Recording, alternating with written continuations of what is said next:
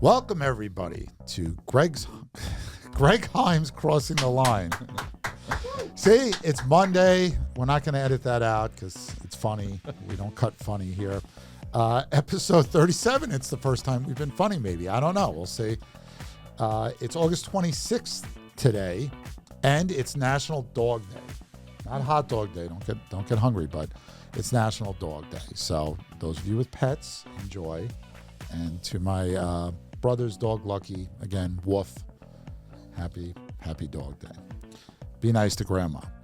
So I have Matt Leone, our Chief Marketing Officer, here today. We have a special announcement, but before we do that, we lost a very special person here and a legend, and the industry lost a legend. Clark Halstead passed away last week. Obviously, the founder of Halstead Property 40 years ago, actually, with Diane Ramirez. Yep. Built it into one of the largest firms in the city. Before that, co-founder of Sotheby's International Realty, co-founder of the residential division of the Real Estate Board of New York, director of the New York State Association of Realtors, director of the New York Landmarks Conservancy, and probably the most interesting person I've ever met in this business. Just the coolest person in the room. And just to share my thoughts, I came here about 21 years ago. For those of you who don't know, Halstead Property used to have the same parent company as Brown Harris Stevens. Now they've all been merged into one. But he sought me out and came up and said how excited he was to have me here because, Clark had been doing market data for years, and he's like, now we're going to have some really good numbers. He always wanted to talk to me about what I thought, and to have a guy so accomplished, going to Yale, Columbia, shirt model. I mean, you say it. He was a model. He did it, and he was just an inspiration to everybody. And beloved is a term that we use for athletes, I guess. But he was a guy that it's hard to find somebody to say a bad word about him, and he had the best stories. The guy led the coolest life, and his nephew is still here running our Connecticut offices. And it's just a great legacy that he leaves. But do you have anything you want to share about Clark? Well, I mean, I find that in this industry you have, certain people that are legendary. And I think when the passing of Clark got announced, there were a flood of people coming to us with comments and commentary, things that I didn't know. Funny thing was, Hall told me that in his start at Sotheby's, he was working under Clark many years ago. A legend like Hall was working under that learning tree of Clark, which is outstanding. So he's kind of like the Bill Parcells of real estate. Yes, absolutely. The Belichick Parcells connection, absolutely. But I also learned about the fact that he was one of the first leaders of a brokerage that embraced computers and wanted to automate the systems that used to be on index cards. And the fact that he loved marketing so much that he drove around his London taxi with Halstead on it, and everyone in the city knew about it, and he would drive his clients and have his agents have their clients driven on it. But most importantly, and I think this is relevant to you, Greg, and the success that you've had on the podcast, is that we learned that about 35 years ago, Clark was the first, probably one of, if not the first, real estate entity that had a radio show. He had a radio show for 3 seasons and ran it, and was the commentary and voice of the New York City brokerage community, just like we're trying to build the More Network like 30, 40 years later. Well, if we could be half as good as him, we'll do all right, because he had a presence and a really good sense of humor about things. Just a great guy, and our best to the family. He's just a giant in the industry, and you don't have that many people, like you said, of that. You don't want to use that term lightly. Correct. I won't use it to describe myself yet. I'll have to wait. We got to get a little more viewership, then I'll walk. No, I can't. I can't be like Clark. I mean, he just always looked so good, always dressed well and telling the best stories. So we miss him dearly here. All right, so now we have an announcement, a special announcement. Yes, I am. I'm here, Greg, to share some news. And I think to start, I want to say is that like our marketing team has been working with you, Greg, for many years and creating, various different market reports, probably thousands at this juncture that have been published. I should have charged by the report. You should have been paid by the report, honestly. Wow. But I think one thing that's important is that we created a couple years ago, the line and have built an audience through that, and you've mastered the email marketing and blog platforms. So you'd say I have a mastery of the craft. You could say that. You live our tagline. But well, can I be the logo for that? Like Jerry West is the logo for the NBA. I mean, let's think about that. We'll put that on the side for a second. But I think what we do want to bring up is that we came to you a couple months ago with an idea of being one of the first podcast in the launch of the More Network. And you have committed yourself to every week coming on here every Monday morning and creating a very, very entertaining podcast. You had various different guests.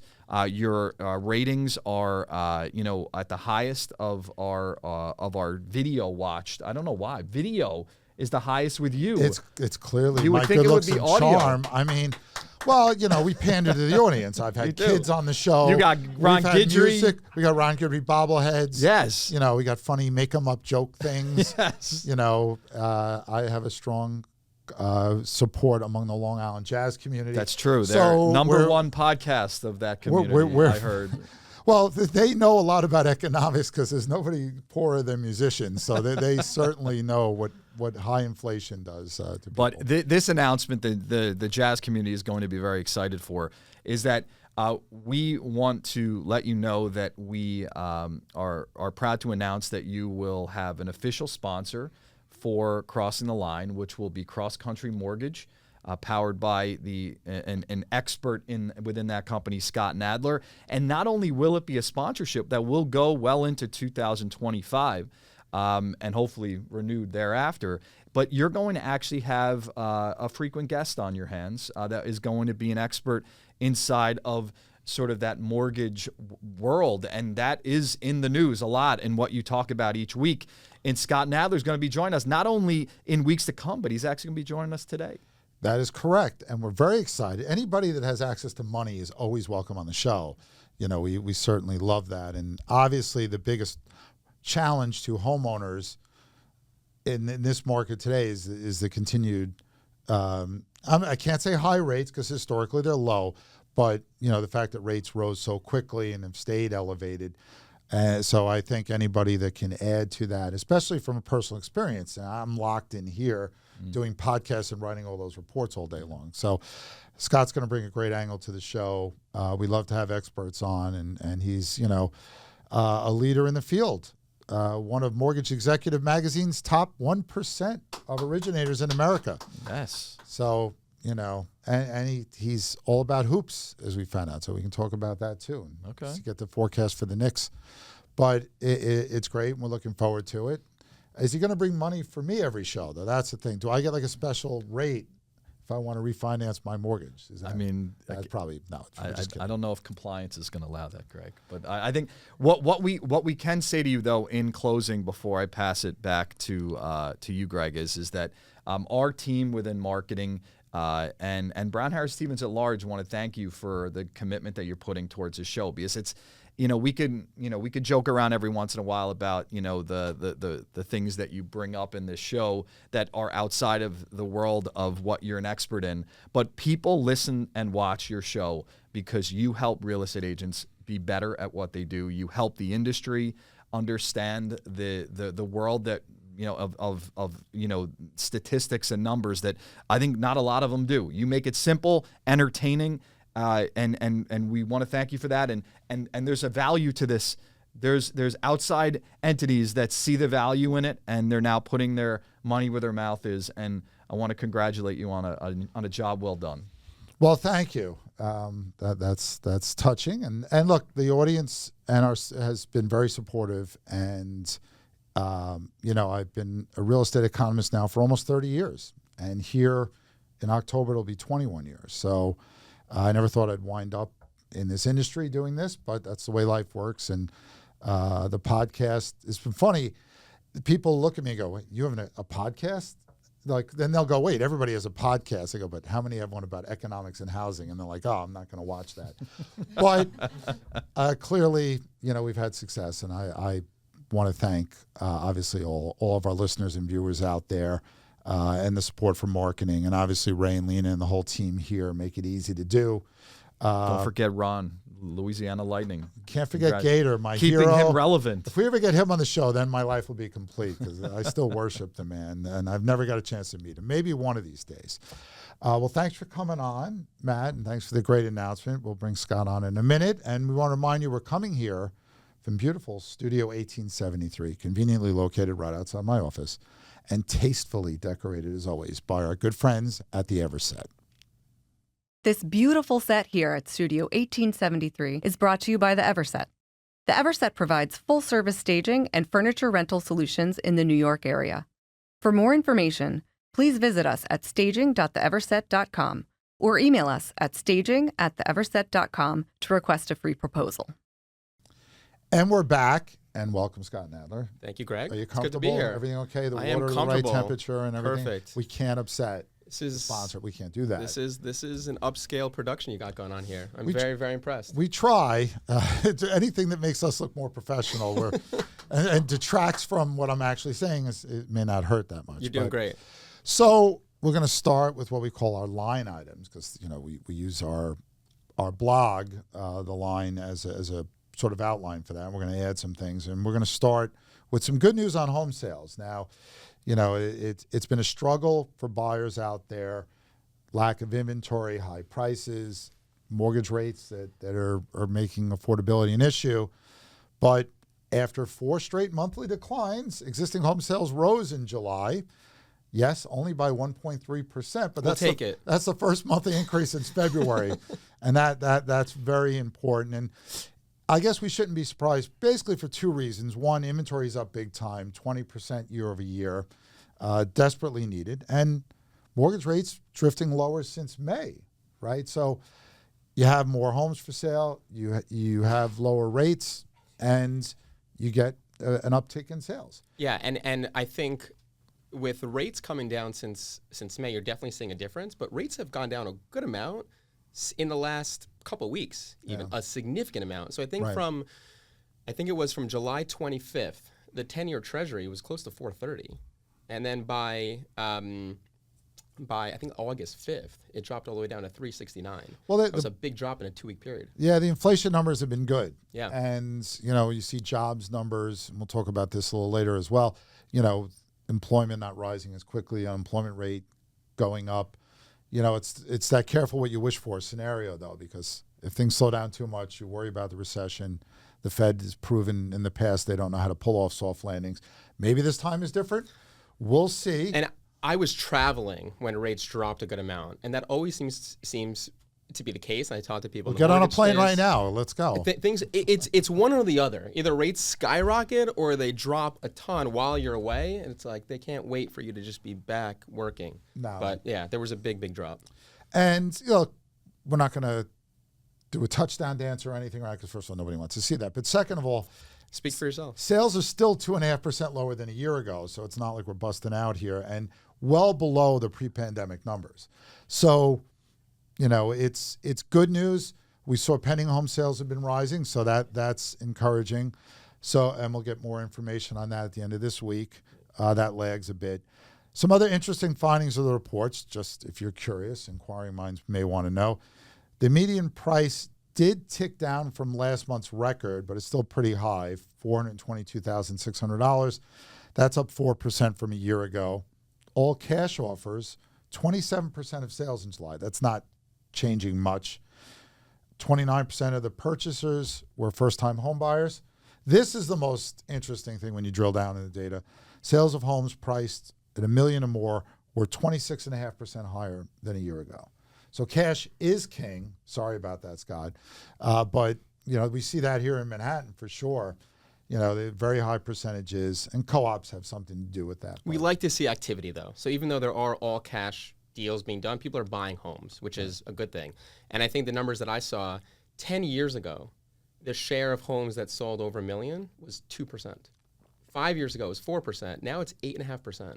So it's been jumping. Well, I remember the first time here in Manhattan, the average home price hit $1 million. It was like huge news. Right. Like we got great coverage on that. Like one of the wires picked it up, and it was. Now it's like $1 million. Like it's nothing. That's nothing. But to 99% of the population of this country, it is something. Yeah, but you're right. Like when you have such low inventory, it's hard to know what the price of anything should be. You don't have the comps. There isn't a fluid market. There's this standoff that happens because sellers don't feel the need to cut their prices. It doesn't make sense when sales are low, rates are still sort of elevated, but the prices keep going up. That's counterintuitive, and we've talked about this a bunch of times. The other bit of good news was new home sales were up, and up big time. And new home sales are counted when contracts are signed. Existing home sales, when they're closed. The reason you look at new home sales from when the contracts are signed is it could be 6 months, it could be a year. Here in Manhattan, it could be 3-4 years from when you sign a contract to when you actually close. But it was up in July 10.6% from June. That's the biggest monthly increase in 2 years. And June sales were revised up sharply. So that makes it even more impressive. If you're wondering, and I'm sure you all are, new home sales make up about 10% or 11% of all the home sales in the U.S. But obviously the lack of existing home sales for sale has really helped new home sales. And the prices are not that much higher. The median price, $429,800 versus $422,600 for an existing home. So, but again, I think the push towards the $1 million homes is probably bumping up that existing home number a little bit. So that's more really, indicative of what's happening now, because when contracts are signed, we base so much of what we do on closings, we forget that lag time. So it's now, are you getting more calls now from people that had said, I'm going to wait till the rates come down, or are they getting greedy and saying, well, no, I'm going to wait because it's going to go down? People are definitely coming out of the woodwork, so to speak, where it's people that we spoke to 6 months ago. They were eager to get pre-approved. We got them pre-approved. They made an offer on a home. It didn't get accepted, and they went silent. Right. And then we followed up. They didn't return our calls, didn't return emails. They were taking a step back. And now those people are coming back. So we are seeing more, like everywhere in the media, you're hearing about rates dropping. People are hearing it. So I think that is driving people back into the market. Because the demand never went away. It's just Correct. They couldn't find something they could afford or a price they liked. Look, last year, I would speak to a client, and they would want to get a pre-approval letter, and we'd go over their monthly payment. And then we'd talk on a Monday. And then Friday, they said they need an update to that letter. They're going to see properties over that weekend. What's the new payment? So rates were just going up. So now your new payment is $200 higher. They'd make offers over the weekend. We'd talk again on a Monday or Tuesday. By the way, what's my rate? Their payment went up another $50 or $100. And then you go through that exercise enough times, people are not going to be as eager to talk to you. Well, and also fear of missing out takes a different, it has a different meaning, especially even with people with refinancing. They were waiting for rates to drop, and then they said, you know what, forget about that. I better lock in now before rates go up more. Right.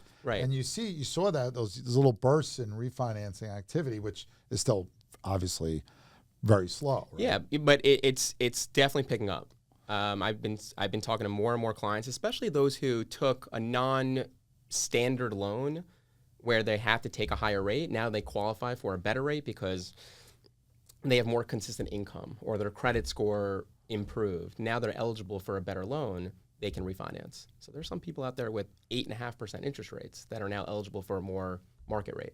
Well, and we've been telling people all the time, keep your eye on the rates, because every time they go down, the home you want is more affordable than it was, because prices do not move quickly. Right. That's going to take longer. All right, we're going to talk about the latest on mortgage rates, but first we have to break for this very important message. What do you really need to know about buying or selling a home? First, it's serious business, and it's complicated. There's a lot of money on the table, and emotion too. You need an agent who knows the ropes. So, whether you're buying or selling your home, work with professionals who have a mastery of the craft.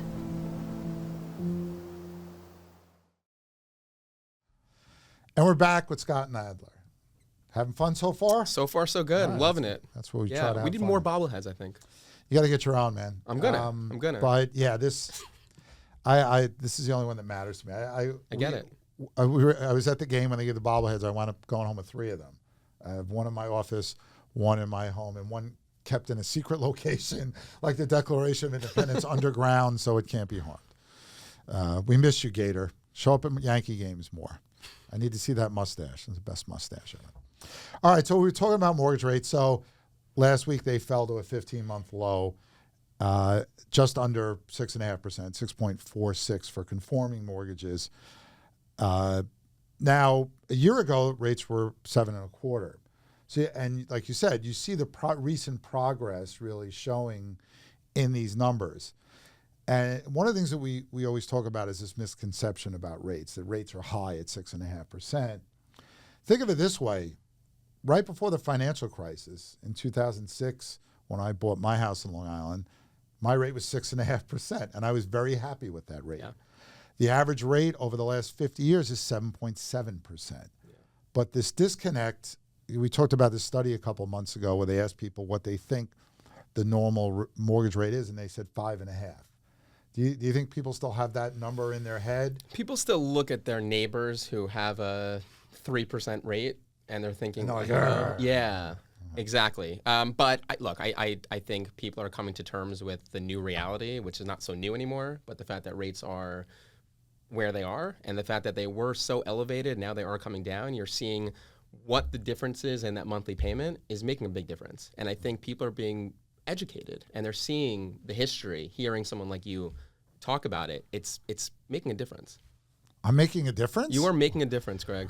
Well, they always say the more you know, the less you don't know. So that's our motto here. Now, why not throw this in? I have a fondness for Gen Zers. I feel like you're being sarcastic. Well, my son's one, so Still he sensing calls some me sarcasm. old head. I call him Gen Zer. Yeah. Bank of America did a survey and found only 15% of Gen Z is actually putting money away on a regular basis. What is Gen Z? It's 12 Basically, to people it's- under 30. I don't know. No, because I think Gen Z is 12 to 27-year-olds. Yeah, like people under 30. Basically. Okay, but there's still but there's like older Gen Z and there's younger Gen Z. Right. So the older Gen Z. Okay, I just want to make sure we're talking about the same. No, I think the thing is like they have this misconception that they should have a home by now. Yeah. I was in my mid-30s when I bought my house. It's never been easy Yeah. to buy a home. Down payments were expensive when I bought 18 years ago. Like, I think that's missed in today's now generation, if I can sound old. But, I mean, what do you deal with a lot of Gen Zs? Or, what are you think are the biggest misconceptions from would-be home buyers that they should understand? I think one of the challenges is how much information there is out there. Because when I speak to someone who is under 30 or around 30, they're quoting sources from Reddit to random sites on Google that they're reading about mortgage rates and housing trends, and they're sending me screenshots and texting me different things during the process that is so counter to the reality of their situation. And, I was talking to someone recently who's 29 years old, buying their first place, sending me article after article that they're hearing that is counter to what we've been talking about. Well, now you know what I get. You know how many people email me stuff about the economy? Right. Like, here's why the world's going to end. Here's why Right. why are you trashing the Fed? Here's why the Fed is great. Like, Right. That's all I get all day. So but I think this is a group of people that grew up with a phone in their hands and access to so much information. It's hard for them to decipher what's real and what's See, in the old days, what's not. me and Ray, we would go like, I know a guy who knows a guy who knew another guy. Right. Now it's like, yeah, here's my Reddit feed. This came up So on I think- Twitter, and this must be true. Right, but I think the fundamentals of what we do here, or real estate agents, developing that trust early on is so important, because you're either going to trust Reddit or some random site, or you're going to trust me or the advisor. And I think developing that rapport early, especially with someone who is 30, it's their first time going through this process, spending more money than they've ever spent in their entire life, is very, very important. I think, I think once you can establish that trust, you're good. We're all in the education business. You Correct. have to educate people. Our agents have to educate people. I have to educate the agents and some of the people out there. And I think, information. Nobody's trying to hide anything, but too much information can hide what people really need to know. There was a great book I read years ago called To Sell is Human by Daniel Pink. And what he talked about was the type of salesperson that was successful in like the 80s and 90s. The whole like adage was buyer beware, because the seller had all the information, and you had an extroverted salesperson would be very successful. Now it's morphed into an era where it's seller beware, because buyers have just as much information as we have, and he used this analogy, which I think is great. It used to be about a seller being in the front seat of a car and the buyer being in the back seat. Now the buyer's sitting right next to you. We're looking at the same GPS. We're both going the same direction. You might want to go right, but I've gone right before. I think we should go left because of X, Y, Z. And I think that education part is just super here important. We know this in New York City, and particularly Manhattan, where up until 2004, co-op prices were not recorded. Mm-hmm. You couldn't go look up what someone paid for their co-op. Right. And that was an adjustment period. Now, you talk about buyers having information. They know how long your house has been on the market. They know how many times you've dropped the price. Right. Used to be you had to belong to the MLS to find that out. So exactly. More information is definitely good. It leads to a more balance in the market. But when you get these transparency changes, too. Right. When you get these changes where rates are changing, inventory is changing, the prices still take long because sellers always look. Everybody loves their house. Every house is special, right? But no, I mean that's we hear all the time. Yeah. And we're trying to tell people all the time. Nobody cares what you paid for to put into it. It's what the market is saying now. But another thing, I guess, from your standpoint, is you have to remind people it's not just a 30-year fixed rate mortgage or bust, right? There are other options. For sure. And look, my job, first and foremost, is to get them the money to close. The second aspect of that is to get the best terms for that specific loan. So if we have a client who is set on taking a 15-year fixed mortgage, but they're buying into a co-op, and they're not going to get approved by a co-op board because that's going to bring their DTI higher, then that 15-year fix is not the best product for them for this specific deal.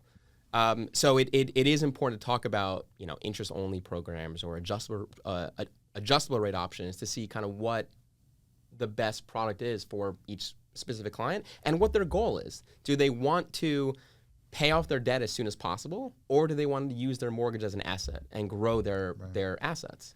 So it's important to understand kind of where they are. Yeah, it's all, your loans are all part of your financial situation. And people ask me for advice, like somebody who asked me about crypto too much. Not going to mention Ray's name. Oh, damn. No, but everybody's got to have their own comfort level, what they're going to borrow. I remember when I bought my house, I got pre-approved. I couldn't believe the number. I'm like, I'm not buying a house for that much money. Right. Like, well, maybe I should buy a house for that much money. Yeah. So educating yourself and asking questions. Steve Jobs used to always say the biggest mistake people make is not asking for help. Mm-hmm. It's not a sign of weakness. People have knowledge you don't have, and it's free. You should be all over that. Absolutely. Speaking of knowledge, let's go to the Fed. So people have been just waiting for Jerome Powell to say, now's the time. And he said that last week, Yep.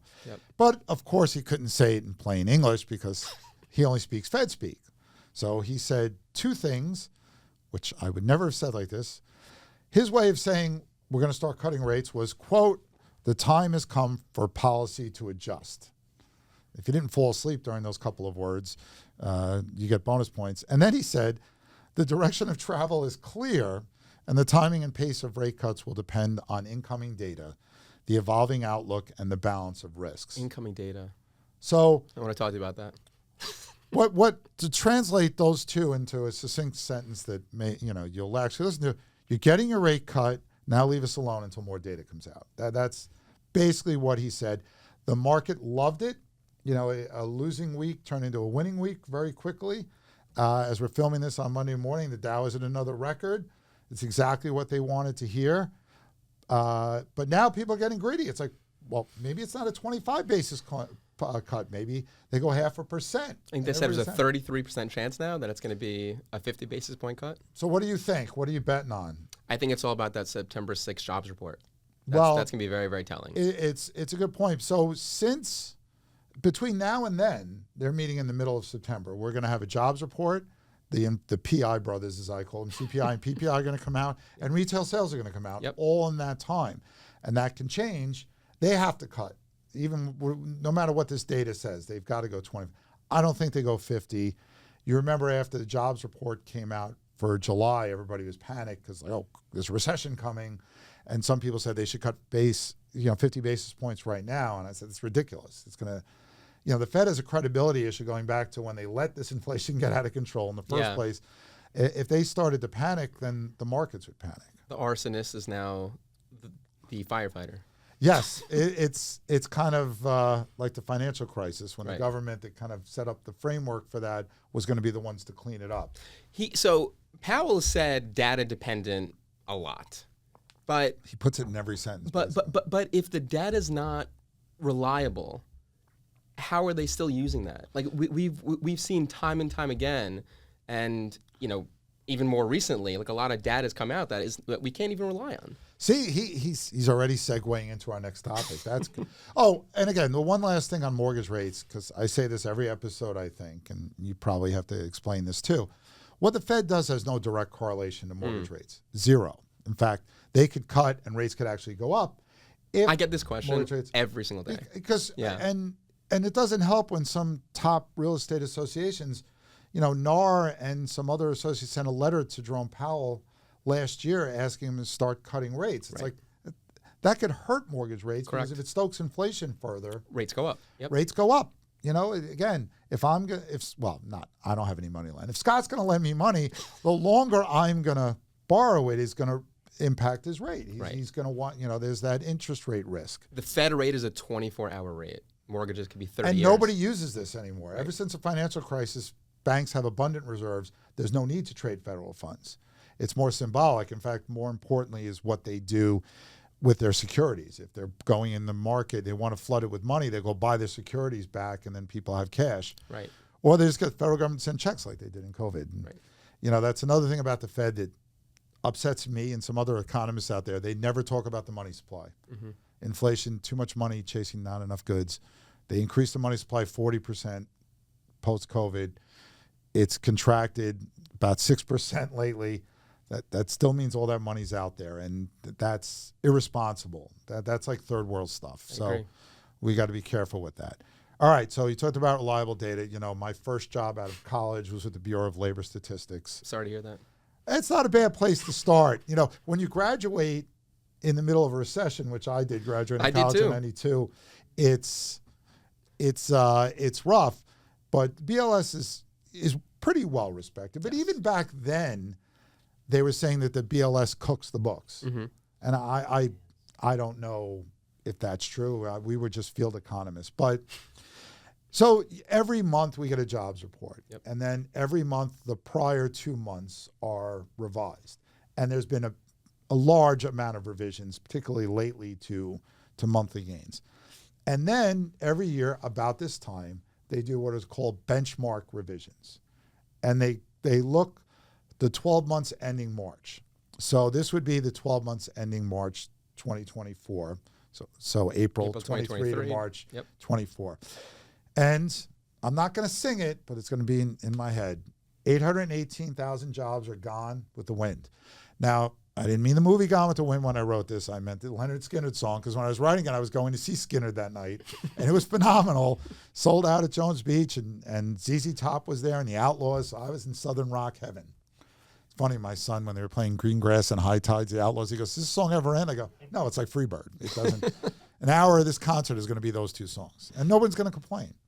So these benchmark revisions are done from state unemployment tax records. These surveys are typically done with companies around the 12th of the month. So they're even missing half of the month. But, they have to have time to compile the data. And there's a lot of, you know, logic that goes into it, seasonal adjustments. That you've heard about the birth-death model. Yep. You know, there's a disparity between the payroll survey for the employment data and the household survey. Yep. We'll talk about that. So, you know, when they had the more complete data, they found that they had over-reported by 818,000 jobs. That is a 0.5% downward a 0.5%, 0.5% downward adjustment. That may not sound like a lot, but that's the biggest one since 2009. Was 2009 fun? No, it was not. Actually, after they changed the mark-to-market accounting rule in March, things got better, but we were not necessarily in the greatest economy back then. Now, of course, I had to go to the BLS's website and get some more data on this. Their annual revisions the last 10 years have been plus or minus 0.1%. So this is a big adjustment. It's a big 5 deal. times. And so now what are we wondering? What about the data since March? Exactly. They've revised it, but have they revised it enough? Right. And we've talked about the disparity between the household survey, which is basically showing no growth, and any jobs added are part-time jobs. Because the monthly employment numbers we get, they don't care if it's full or part-time. Right. And they'll double count people. If I get another job, I'm going to be counted twice. So we're worried about that, right? You worried about, we got to rely on How the many data, you said. decisions are made in the financial world based on the data that we're getting from the BLS, from mortgage rates to any sector within the financial world? And there were so many instances where we were expecting rates to go down, and because of jobs numbers, they ended up going up, and that impacts individuals and their families on what their mortgage rate is and their payment and so forth. So, this type of data has real life consequences. And if these revisions are large, this data, which we won't find out for a year, it'll be too late, Right. and then we'll actually be able to say the Fed was behind the curve with the Correct. cuts. Exactly. And, when Jerome Powell or me or Scott says, well, based on the data now, I have to recommend this. But look at the panic that happened after the July jobs report came out. It's like, we're in a recession. It was 2 days of pain. And then the inflation data came out and it was like, forget that job. Now, luckily, the market only looks forward. Right. Stock market, at least, only looks forward. Correct. But And- our Fed is looking backwards. Yes, well, and forwards and sideways, hopefully, in any way they can. So based on this data, if you go back in time and you're leading the Fed, are you changing course? Are you lowering rates a little bit earlier? Well, so there's two sides to this. One is, well, maybe the economy isn't as good as we thought, right? Because the labor market has been carrying us. Because retail sales have been, because inflation is coming down, but prices are still going up. Prices haven't declined. We have disinflation, right, where the rate of increase goes down. Correct. So you say, okay, well, that's part of it, and the Fed is a tough job, but they're the ones that made it this tough in the first place. They made their bed; they have to sleep in it, so they have to do what they think is right. But like anybody else, like a developer, they don't think next month. What they're doing now is going to take 6 months or longer to actually impact things. So the other side of this is the numbers are coming down. We'll get the definitive thing on inflation at the end of this week when the PCE comes out, as I call it, the cooler older cousin to the PI brothers. Which they prefer. Yeah, as well. core PCE, expenditures index, price index is what they look at. But we know that inflation has been overstated based on housing, and at least in the consumer price index, because the way they calculate it is sort of in these 6-month intervals. Like they check in with what you're paying in rent, and then I don't check in with you for 6 months. A lot can happen. Right. So a lot of people think that inflation really isn't as high, and it's probably at that 2% target rate, which, by the way, they don't have to hit anyway. So it's not, they've said they're going to do a dynamic approach, which basically means they're going to circle around and go, it's fine, don't worry about it. I don't see inflation reigniting. I think that, the market shrugged off this 818,000 jobs being taken away pretty quick, but you can't deny the labor market is softening. Continuing claims have been rising. Initial claims have been up and down for unemployment, but people are taking longer to find jobs. Wage growth is slowing, and we need that to happen, right, for inflation to go down. But it's not great for the housing market that now has supply. It's like Correct. the timing isn't optimal, right?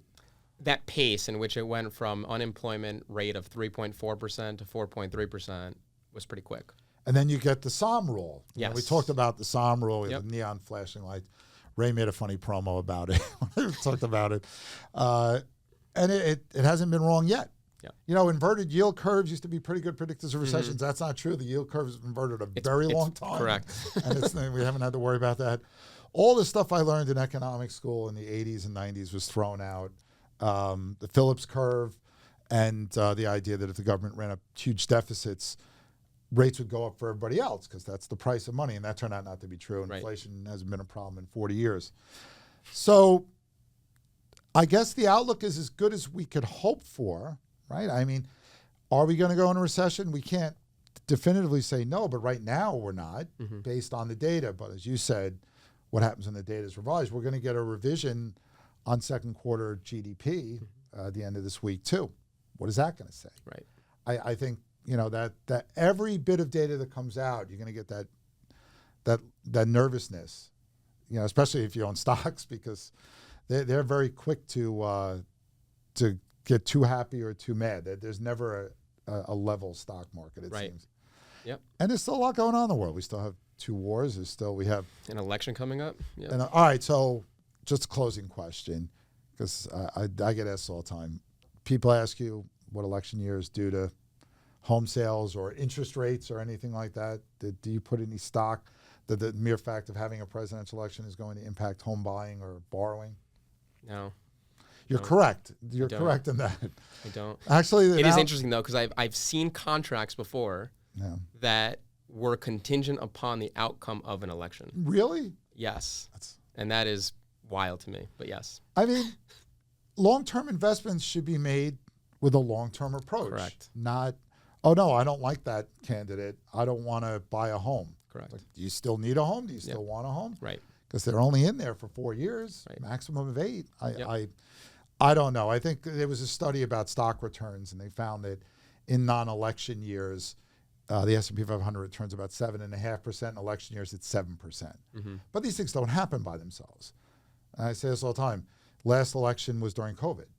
You know, we've had elections during the financial crisis, with the tech bubble bursting. Like they don't just happen, and there's nothing else impacting people's decisions. This kind of goes back to what we were talking about in terms of Gen Zers and how much information there is out there these days. I mean, Bill Ackman can tweet something and the markets move one way or another, where you didn't see that 5-10 years ago. I tweet something and nobody reads it. They will. Maybe. They will. Maybe. My mother's not on Twitter, so I can't guarantee that I'm going to get. Cookie Monster is on Twitter, as we've talked about a couple of times. I'm not doing the impression right. But yeah, I think, and everybody's got an opinion, and that's fine. Yeah. And we can't say we're right until the end. That's why economists don't call recessions until about 6 months after they happen, because then they're 100%. Just like I can tell you who's going to win the next Yankee game, 2 days from now. Right. I'll know, and then I'll let you know. Yeah. And Smart. Hey, Smart. I'd like to be 100% sure. Yeah. Well, thank you, Scott, for being on the show. Good to be here. Looking forward Thank you. to having you on. Thanks to Matt Leone for stopping by. And guests of our show receive free lunch. Compliments of my favorite This is restaurant. why I'm here. I came for the food. Canaletto, outstanding. I eat lunch there all the time, located at 208 East 60th Street. And serving the best Italian cuisine in Manhattan since 1998, which ironically was the year I got married. No coincidence there. But they're great over there. Elvis and the staff are fantastic. I love it. If you go in there at lunchtime, you'll probably see me. But if you do stop by, which I highly recommend, make sure you tell everybody that Greg sent you, because you love crossing the line so much. And then maybe we'll get dessert with that lunch. Who knows? But thanks again to all of our sponsors. We really do appreciate it. We love doing the show. And most importantly, thanks to our subscribers and watchers out there. And programming note, Ray loves to hear this. Next week is a holiday. I was smart enough to pick Mondays to film on, because then I get the most holidays off. But we'll be back the week after that. So everybody have a great holiday weekend and a great week. And let's go Yankees. That's all I have to say. Agreed. Have a great week, everybody. Thanks.